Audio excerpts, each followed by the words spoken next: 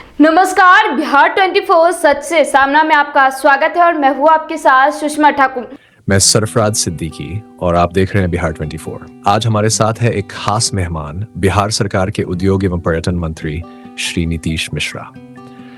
बिहार अपनी समृद्ध सांस्कृतिक विरासत और औद्योगिक संभावनाओं के साथ विकास के एक नए दौर में प्रवेश कर रहा है। श्री मिश्रा के नेतृत्व में उद्योग और पर्यटन को नई ऊंचाइयां देने के प्रयास लगातार जारी हैं। तो आइए शुरू करते हैं ये खास बातचीत। कल माननीय मुख्यमंत्री जी का मधुबनी आगमन हुआ और विशेष तौर से झंझारपुर में उन्होंने काफ़ी समय दिया और उद्योग विभाग और पर्यटन विभाग की दृष्टि से आदरणीय मुख्यमंत्री जी का कल का आगमन बहुत ही महत्वपूर्ण रहा।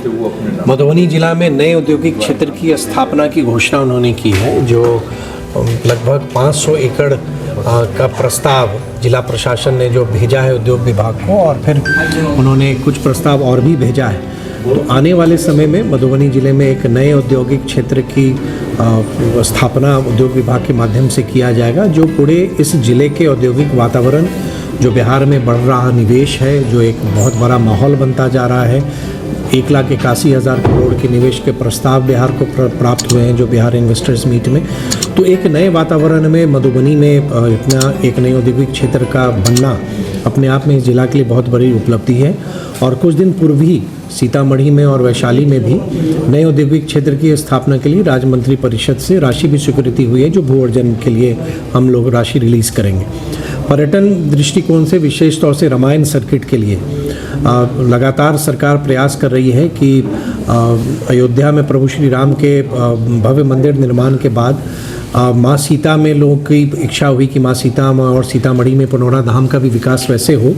उस पर भी हम लोगों ने काम किया, भू अर्जन हम लोग कर रहे हैं और लगभग 120 करोड़ रुपए की राशि हम लोगों ने निर्गत भी की है और 50 एकड़ हम लोग भूमि वहाँ पे अर्जन भी करने जा रहे हैं। उसी कड़ी में फुलहर, जैसे आप सभी लोग अवगत हैं कि माँ सीता और प्रभु श्री राम के मिलन का वो प्रथम स्थान है, पहली बार वो वहीं मिले थे। तो उस जगह की बहुत बड़ी अहमियत है, उस जगह बहुत खास मायने रखता है पूरे रामायण सर्किट के लिए। तो आदरणीय मुख्यमंत्री जी द्वारा फुलहर स्थान के भी विकास करने के लिए उसकी भी उन्होंने घोषणा की है, जो आने वाले समय में पर्यटन विभाग के माध्यम से फुलहर स्थान का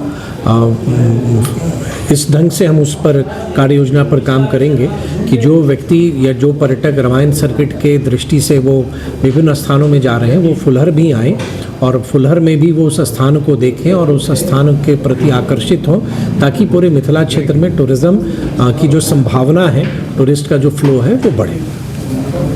सर, जिस प्रकार से सुगरवे नदी को बिहार के पटल पर लाया गया है, कमला नदी को लेकर भी कोई आपकी योजनाएं हैं? नहीं, देखिए, ये पर्यटन विभाग के माध्यम से एक पायलट प्रोजेक्ट के तौर पर कमला व्यू पॉइंट बिल्कुल एक नया कंसेप्ट है।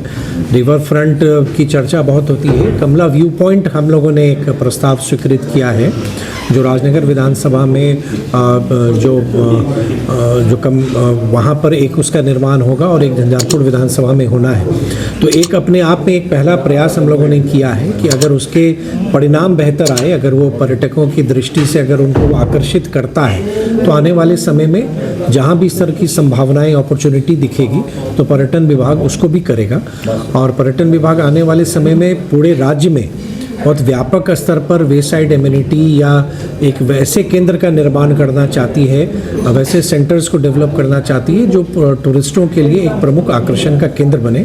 कई जिलों से प्रस्ताव भी प्राप्त हुए हैं और आने वाले समय में जैसे जैसे प्रस्ताव प्राप्त हो रहे हैं, उनको हम स्वीकृति भी देंगे। सर, कल कितनी जगह पर शिलान्यास होना है?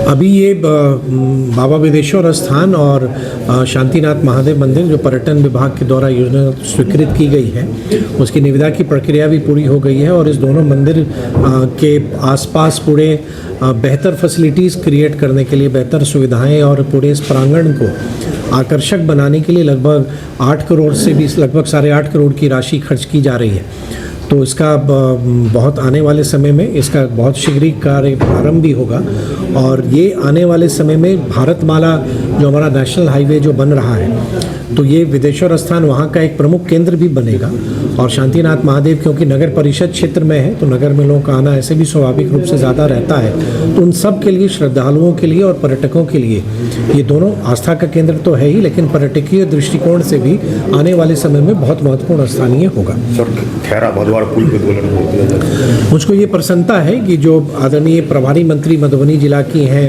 श्रीमती लेसी सिंह जी, उनकी अध्यक्षता में जो जिला संचालन समिति की बैठक हुई है उसमें पूरे जिले में जितने भी पुलों का निर्माण होगा मुख्यमंत्री सेतु योजना के अंतर्गत, उसमें खैरा भदवार पुल प्राथमिकता सूची 1 पर है और पुल निर्माण निगम के माध्यम से इसके DPR बनाने की कार्रवाई भी प्रारंभ कर दी गई है। तो बहुत शीघ्र ही इसकी प्रशासनिक स्वीकृति भी मिलेगी और पूरे इस क्षेत्र के लिए, न सिर्फ झंझारपुर के लिए बल्कि हम कहेंगे कि पूरे फुलपरास अनुमंडल और झंझारपुर अनुमंडल के लोगों के लिए ये बहुत पुरानी मांग रही है और मुझको प्रसन्नता है कि राज्य सरकार ने की जो योजना है उस योजना से ये आच्छादित होगा और लोगों की जो उम्मीदें, जो उनकी आकांक्षाएं हैं उसके अनुरूप शीघ्र ही इस पुल का निर्माण कार्य भी प्रारंभ होगा। सर, उद्योग के लिए कुछ इधर नया आ रहा है?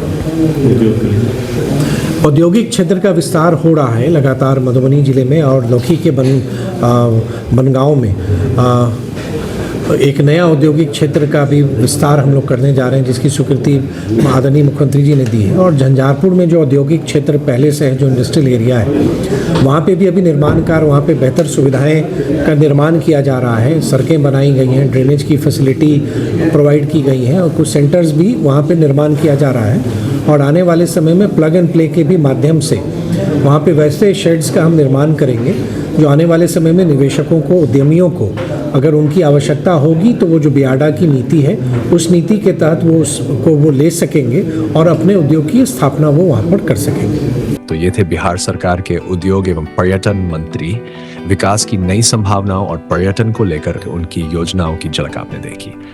हम आशा करते हैं कि बिहार इसी तरह प्रगति के पथ पर आगे बढ़ता रहेगा।